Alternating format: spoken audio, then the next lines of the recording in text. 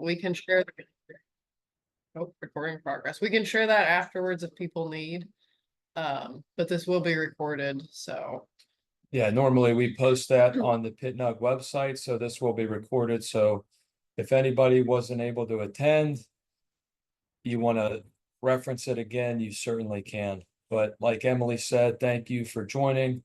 Today, we're going to be going through NetSuite's bill capture plus the three-way match functionality in NetSuite. So again, thank you for joining. This is something that our last PittNUG meeting, we talked about potentially spending some more time on this. So we're going to have this 30-minute webinar. We do have 30 minutes today, not 15, that we're going to go through this. Not sure if we're going to take up all 30, but we will have leave some time at the end for questions. We'll probably shut off the recording for the questions. So, you know, if anybody has questions, please chime in at the end. And if you have questions throughout too, feel free to throw them in the chat. We'll keep an eye on the chat. But yeah, as Jordan said, we can do questions at the end. All right.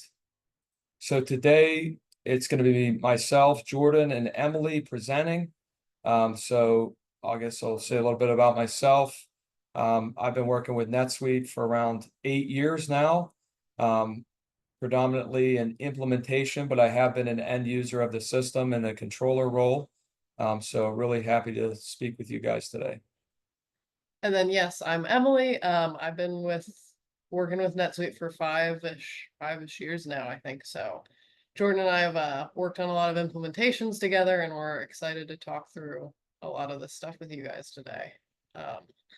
So without further ado, I guess we can get started. So as Jordan said, we're going to start with talking about bill capture at a high level, and then we're going to talk about how that works with three-way match functionality in NetSuite. And then we did, as we mentioned, we have a little bit longer today because we want to go through some examples actually in a demo account so that people can see that. So we're going to spend the bulk of our time actually looking at some real examples in a NetSuite demo account. But to go ahead and get started, so an overview of bill capture. This is a pretty hot topic these days. NetSuite's really pushing it, but it is NetSuite, one of their newer offerings. And it utilizes what's called OCR, optical character recognition. So that's just another form of the many different AIs that we all kind of hear about these days. But basically what that OCR does is it reads the information attached to PDFs, and then it inputs it into the fields for you so that you're not sitting there kind of hand keying in as much information as you normally would when you're processing invoices from your vendors to create vendor bills in NetSuite. So how bill capture works at a high level is you kind of have two options for inputting information into the bill capture module. You can either drag and drop just copies of the PDFs into there, similar to NetSuite's file drag and drop feature. You can either drop the PDFs right in there, or you can set up what's called transaction email capture. What this enables you to do is to have emails get sent with attachments, and NetSuite grabs the attachments from those emails and pulls it into the scan vendor bill page. So you don't even have to do the step of pulling the PDFs in yourself. It can happen automatically. You can either handle those emails on kind of a one-off basis. So you can either email them manually yourself, or we know a lot of people have like an AP inbox that they've already kind of trained vendors to send invoices to. You can set up your AP inbox to automatically forward to kind of completely take the user intervention out of there. So at its most robust, basically you can have your vendors sending invoices, they get picked up by bill capture and brought into the system. Then you have very minimal intervention and review before you create the bill. It does have some other nice features. So obviously, since it's scanning that vendor invoice, it's going to grab the PDF and attach it to the vendor bill for you. They've updated some new features actually. So when you open the bill, you see the PDF right there, which is pretty neat. So that helps with any approvals that you need to do or any review. And then just kind of some background notes. So any of your existing accounting preferences you have set up and any bill approval workflows you have are still going to function with bill capture. So for example, a big preference is bill in advance of receipt. Your preference and the way you have that set up will still kind of respect bill capture will respect that preference. And if you have any bill approval workflows, those will still be respected as bill capture creates the bills. So it works very well with those processes. And then just as sort of a side note, technically NetSuite says bill capture is currently only supported for the United States and UK entities that use Suite Tax. So if you are processing a significant number of bills in foreign entities, that's a consideration. But that's sort of NetSuite's official recommendation that right now it's only for the US. It does work with multiple currencies though, so you Yes. can have, and again, like we're gonna talk about today, it's just better overall procurement practice to use a purchase order. If your purchase order is set up appropriately in the correct currency, that bill comes in, it will scan and read that currency, and it just allows greater accuracy when that bill is coded into the system, so.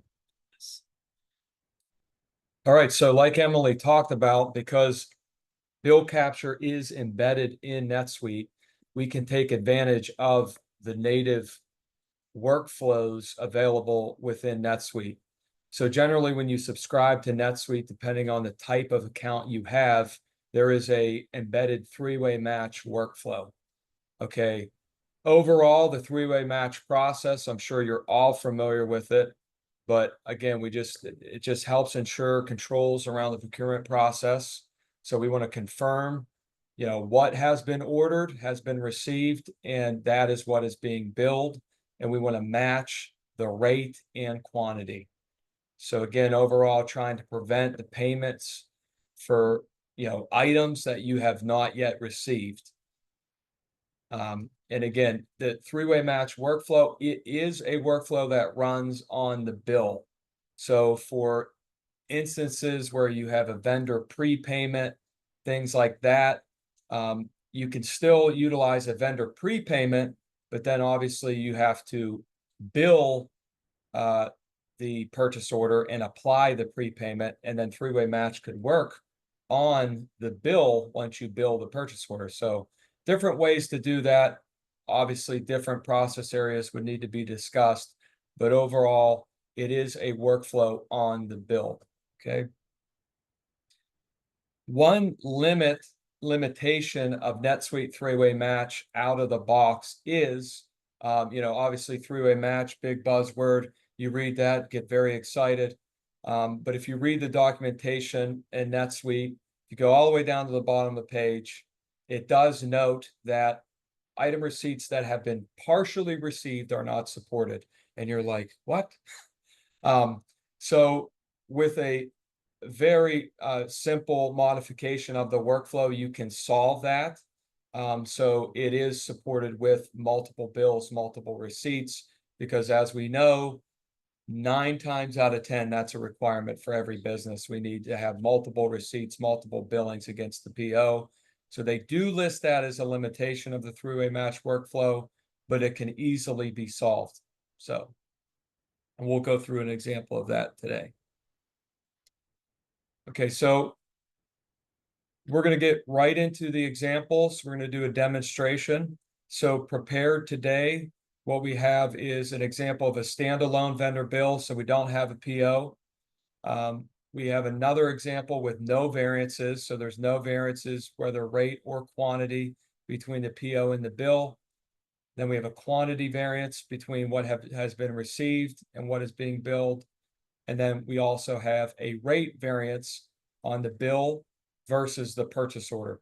Okay, so the bill is over the rate on the purchase order in this case. Okay.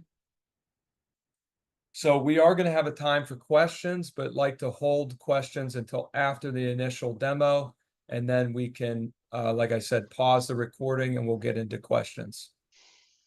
So this screen that Jordan has up now, just to kind of, again, orient you if this is your first time seeing some of this, this is the bill capture screen. So as we talked about, remember, you can either drag and drop your PDFs in, or you can have them automatically get emailed. The screen that they come into is this scanned vendor bill screen. So this is kind of your queue that you manage, and you can see there's filters up at the top where you can say, all right, I only want to look at stuff like uploaded today. And then it's got different information about all the different PDFs. You can see where it came from. It pulls kind of some basic information off of there. And then that status is really what's important. So if the status says under user review, it means that the PDF is in there, but it hasn't been turned into a bill. Where the status says finalized by user, that means that the PDF has been reviewed and turned into a bill. So you could just go right to the bill from the screen. So kind of filtering by status is helpful for your sort of internal processes. You could maybe have one person uploading all the bills, another person reviewing them, or you can use those user notes to kind of add comments and say who's going to be reviewing what bill. But this is sort of that screen where this becomes your new starting point for everything you need to process with bill capture. Yep. So yeah, as bills are being emailed into your AP email box, they will be routed in here. And as Emily said, you can certainly drag and drop bills here and upload them in those PDFs, and it will read that through the OCR technology into the system. Okay. One of the new features from the last release, they added the user notes to this screen. So like Emily said, we can type in, waiting on PO, etc., whatever the notes are here. And when you save that, you can see that shows up on this screen, so you can kind of manage the queue in that regard.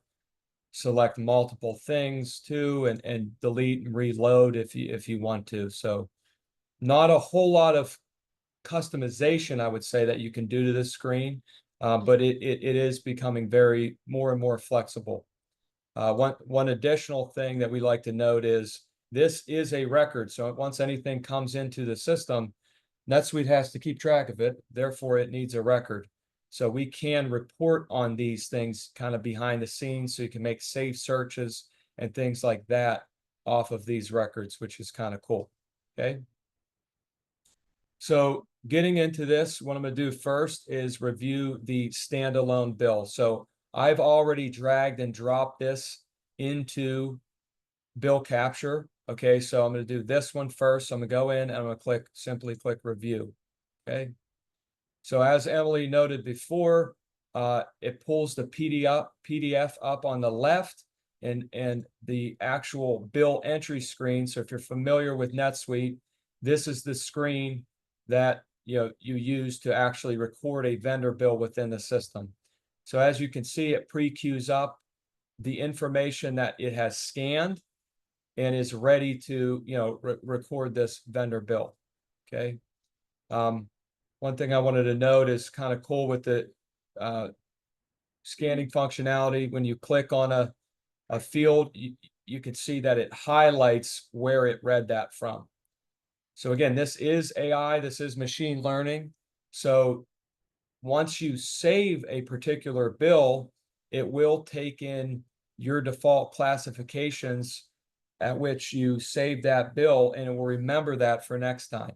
You can also create a template. So if I save and create a template, that template is going to be even more accurate. So it's going to kind of memorize those classifications, those things, and record that bill the same way every time. So that's where it can be useful if you always want to code certain things one way. You can create the template and it'll remember that kind of PDF and how you coded it. But on the opposite end, if you don't want it to always get coded that way, if you have an exception for some reason, you can just create the bill so that it won't kind of keep some of that information in the template. And as Jordan also noted up top, you can always save stuff for later if you're waiting on coding. So you can kind of code some of it or fix some of these fields and then come back and save it for later if you're like, I got to go figure out what's going on with this. Yeah, you add the user note as well here. So if you want to click that, you can type whatever user note. And again, that uses the native user note record within NetSuite. So that's available for you, throughout the system, not just in bill capture. It's all connected, which is very nice. So I'm just going to go ahead. This one's good. Okay, so we go down to notice we have the expenses, and then we also have the items. If I select a particular expense, we also have this little move to expense sub tab as well. which is very nice. So if you don't have items for particular, expenses that come in, you can kind of move them between these tabs as needed, particularly again, if we don't have a purchase order. So this is the case where it's a standalone bill, we don't have a purchase order. Okay, so these items are in the system, it read in the system. So I'm just going to go ahead and process this one. So I'll create the vendor bill. So while that's processing this, we get this message as well here. So a couple things to note. One thing that Emily noted at earlier, and it is very important, the same preferences that you have in NetSuite for your default statuses, your accounting preferences, your vendor default expense account, those same things take into account when you're using bill capture. So for instance, if I had a default expense account for this vendor, it would automatically code this bill to that default expense account.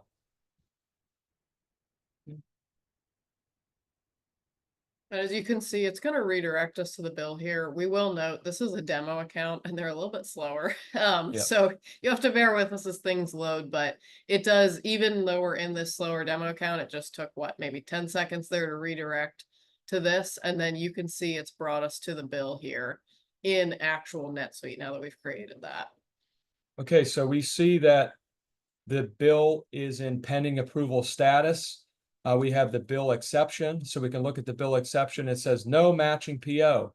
So in this particular account, I have it set up that all bills that come in that are standalone vendor bills just need to go through an approval process.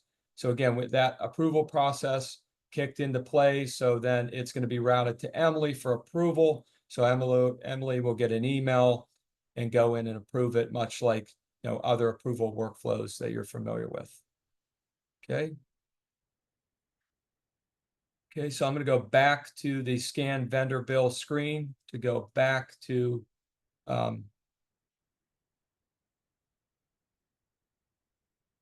okay, so for this one, I'm going to go through an example that does not have this PO I have for no issues. Okay, so again, I'm going to click in there, bring up review. Okay, so I can see that from the scanned information, it found that purchase order number. So there's the PO number there. Okay, there's different preferences. If you want the bill capture process to use the terms from what it has scanned or use the terms from the purchase order, you can set that up in the preferences of bill capture. Okay, so I look down at the items. So looking at the rate and the quantity, so I see that I'm in line here. So 335.20 all the way down to 84.55 looks good, beautiful. Okay, got the reference number, I'm good. I'm going to go ahead and process this bill.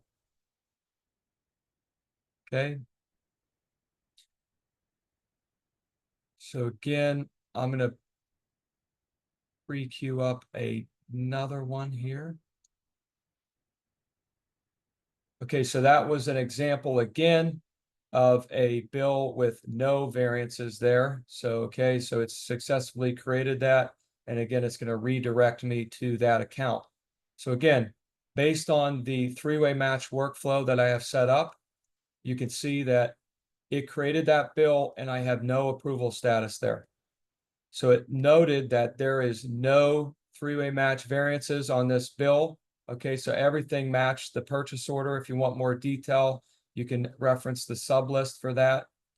Okay, so you can see what has been received, what has been billed, verify the rates, everything looks good. You can see that it automatically approved that bill. One thing that I didn't note that is a very important thing about bill capture is the audit process. We automatically have that attachment. Emily noted it earlier, but you could see under the communication tab under files, we have that attached file. We can pull that up, and for traceability, that is great.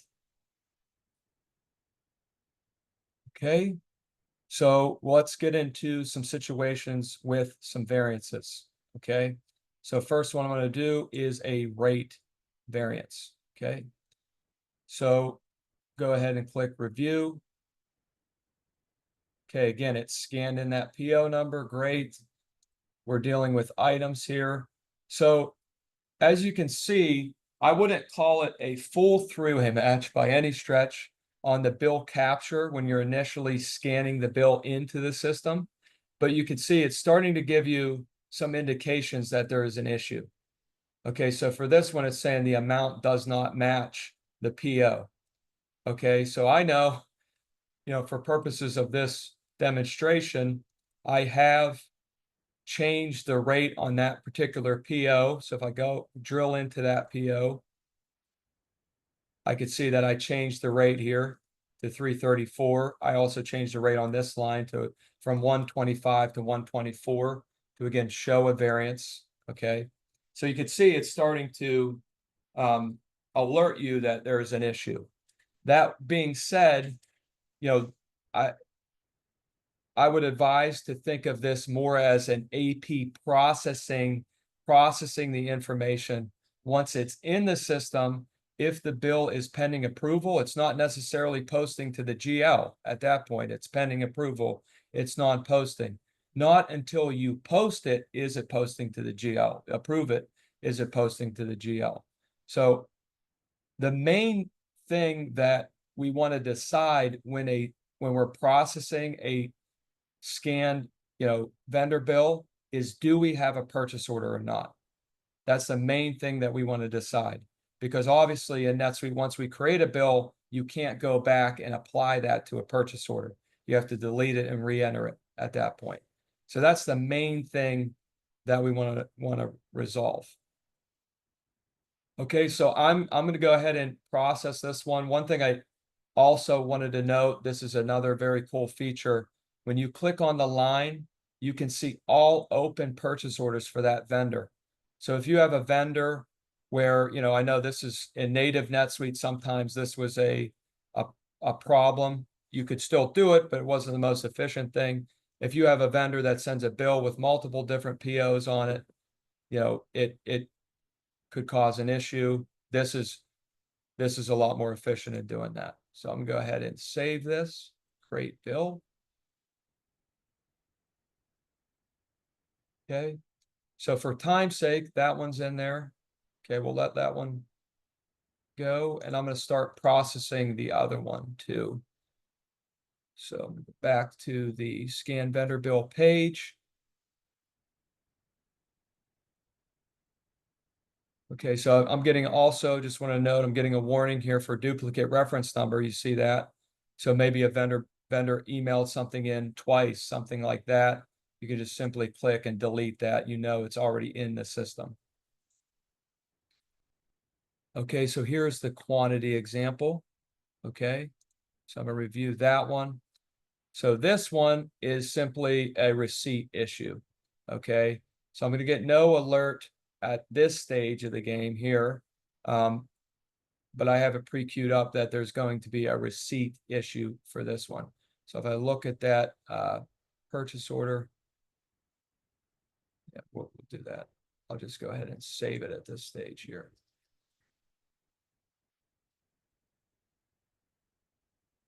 Okay, so going back while that one is saving, okay, here we go. This is the one I did before previously with the rate variance. Okay, so if I look here, all right, I can see those lines are flagged. There's a rate variance of $1 on both of those lines. Here's the vendor bill rate, here's the purchase order rate. So if I look at that bill exceptions window, I could see, okay, we have some issues here. These are configurable, customizable, so you can change the wording if you would like. Okay, so then it takes into native approval workflows in NetSuite. So that approval workflow you can have be, pretty configurable based on how you want it to flow. Okay, I'm gonna go back to this other one I processed. This is the quantity variance. Okay, so if I go here and look, okay, I see that there is a quantity variance here. So we've received 2, but we've got billed for 3. Okay, so I have a quantity variance. So again, you can see that flags that bill as well. So there are tolerances that you can apply. I don't have those necessarily turned on right now, but you can certainly use those tolerance limits. Those are filled out on either the item, the vendor, or at the subsidiary level. Most of the time, most cases, I see that most effective at the item level, but you can certainly apply those as well. Okay. So again, this is that was the scenarios I was going to walk through. Hope you saw value out of those scenarios. And like I said, the native processes in NetSuite, that's part of the advantages of bill capture. When you process the information into NetSuite and it creates a bill, you could create workflows and things on the bill that apply right to the bill as it gets entered. So that can help, think through a lot of different circumstances on, or a lot of different business cases that you want to apply to these bills. But it does look like we had a couple questions in the chat. So just to reiterate, how does it work when the PO is not yet received? That is going to follow your accounting preference, bill in advance of receipt. So it depends on your NetSuite, kind of how you have that set up and how that's going to work. There is another question if you can set preferences on how bill capture imports certain information. That's not available at this time. But you can, again, as we've talked about, you can do any sort of workflows in your NetSuite. So if you wanted to do something on, after the bill gets created, you could do that if that's important for you. And then, oh, and sorry, we're trying to read the Zoom questions over here. If you go down, then there is documentation available about kind of NetSuite's three-way match. That's available with the rest of NetSuite's documentation. And then the last question, when it's only available for the US, it won't work for a Canadian subsidiary. Answering that in a sort of, well, this is being recorded, so I don't want to say anything too official. It does work. It technically says it doesn't, but we've been able to have it work for a couple people and just use a few workarounds for it. It'll scan the bill in Canadian. The only issue we've kind of run into is with taxes, which we could talk about sort of offline. So technically, no, but we could, I won't say it on a recording, but we could talk about it. And then it looks like another question. The cost estimate that is going to be dependent on your NetSuite subscription, but there is different tiers depending on how many bills you process in a month. So sort of figuring out how many invoices you're processing is going to be the first step to getting a cost estimate. And then I guess, Jordan, I'll let you speak to what was customized in this. So again, the extent of what was customized or configured in the demo, I wouldn't even call it a customization, is the three-way match workflow. Like I said, we did add in a configuration within the three-way match workflow that flags those multiple receipts and because again, out of the box, it doesn't work with that multiple receipts, multiple bills. So if you would like to get in contact with us, we will provide our contact information and we can, we would love to share that with you. It is not a suite bundle or anything like that. It is not something that, there's a lot of three-way match bundles out there and things that you have to pay on a recurring basis. This is nothing like that. We simply just, customize within the native NetSuite three-way match bundle. So again, separately, if you would like to reach out to us regarding that, we would love to assist you. And then our last couple questions there. So the PO does, if you match it to the PO, it will follow, again, native NetSuite processes. So your PO will show as fully billed once you've created the bill, as far as what that kind of automatically closed out question was. And then confirming banking and remit to information, that would just be at the bill level. And then, oh wow, we got so many questions. You guys have a lot of questions. You're paying attention. Correct. When you have a variance, there are two types of variance accounts on the item that you can post that variance to. It's either a quantity variance or a price variance. And then throwing out the last question about the AP mailbox upload. You can if there are errors with it, you'll get an email about it. But that's where that mass delete function is really helpful. If there's stuff that gets uploaded you don't want, you can just kind of click through and delete everything and upload it. So I think, sorry, we went all over the place with those questions. I think we got them all, but Yeah, regarding the junk mail, I think, because there is a record created behind the scenes in NetSuite, our team has been doing a lot of work to kind of loop through those records and start policing them. Although we want to be careful because obviously NetSuite's going to be doing their own, as we saw, we talked about it on our last PittNUG meeting.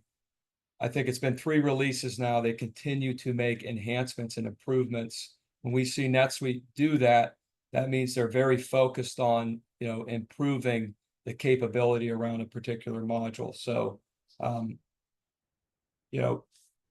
but that being said, we do have something that kind of loops through those records and can kind of look for certain things and maybe flag it to, limit some of those situations. Yes, as Jordan said, if you'd like to access a copy of this recording, please reach out to the PittNUG contact. And then if you have any questions, there is a place on our website. You can fill out a contact us, or again, ask through PittNUG and our information can be easily provided. But we will go ahead and wrap this up since we're 3 minutes over here. But thank you everybody for attending. We appreciate it and hope you have a good rest of your Wednesday. Yep. Thank you, everybody. Thanks, everybody.